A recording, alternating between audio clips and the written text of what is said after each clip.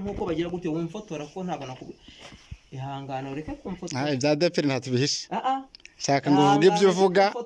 uri kugaragara ihangana ureke kumfotora nimba rero ibyo uravuga ntarabifata ceceka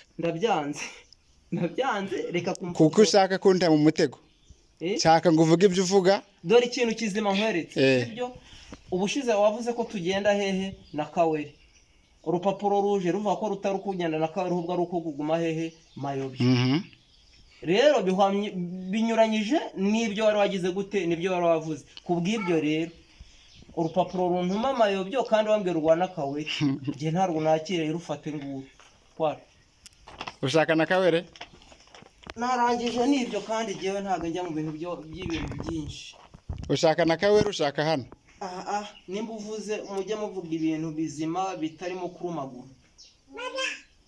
watubwiye ko ngenda na Kaweri iyo umubwira kaza Mayobye bicyushe ushaka he tubirangiriza aho ngaho byarangiye